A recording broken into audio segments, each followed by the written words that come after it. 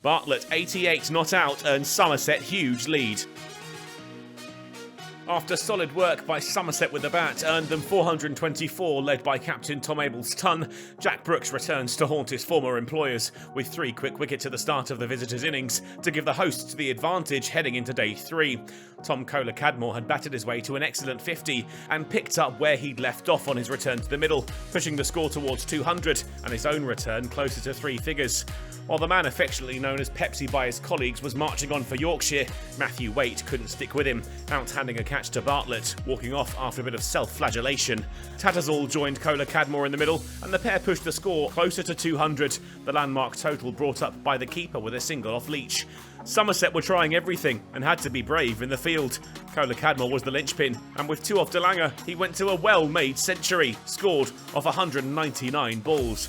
But he'd soon reach the end of the road. Yorkshire 6 down when Renshaw turned one into the number 3's pads, and he had to go with an even 100 to his name. Tattersall and Best survived through to lunch. Yorkshire in a little bit of trouble, trailing by 194 with just 4 wickets in hand.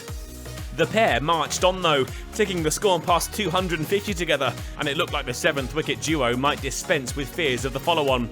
They were within 7 runs of that important milestone when both departed within a ball of each other. Tattersall first, out-caught by Roux off the bowling of Delanga, followed by Bess, Aldridge with the wicket, Abel with the catch, Yorkshire down to their last 2. They were still 1 short of avoiding the follow-on when Thompson went, bowled by Delanga for 4. And when Shannon Gabriel launched Aldridge straight up in the air and Delanga took the catch, Yorkshire had finished on 276, 148 behind Somerset. No possibility of a follow-on for Tom Abel to enforce, but his side were now in a commanding position. Kohler-Cadmore's 100 had been a highlight, not just for Yorkshire, but Somerset too, with the batter heading to the Cooper Associates county ground next season. Aldridge had led the attack for the hosts, his return 3 for 23. Lammonby and Renshaw made a decent start to Somerset's second innings, sharing a 50 partnership from 61 balls when Renshaw pumped Waite back over his head for 6. Tea was taken with the score 57 for none, and Somerset were now leading by 205. They were up to 69 when Renshaw departed, caught by Kohler-Cadmore off the bowling of Schutt for 35. Lammonby responded, Best pumped for 6, and he did it again, this time to Schutt. But the spinner had the last laugh. Lammonby out-caught by Brook, 4 short of a half-ton, and Best removed first innings top scorer Tom Abel, another departing caught by Kohler-Cadmore, his return just 10. Bartlett followed in the footsteps of his colleagues and took the long handle to Schutt with 100 already on the board now for Somerset, and their lead was starting to look imposing.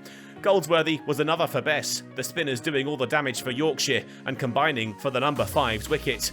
Bartlett went to his 50 with a single off Thompson. He'd helped push the lead on beyond 300. Roux wasn't as fluent. He'd added just 8 off 31 balls when he departed, caught by Gabriel off Thompson.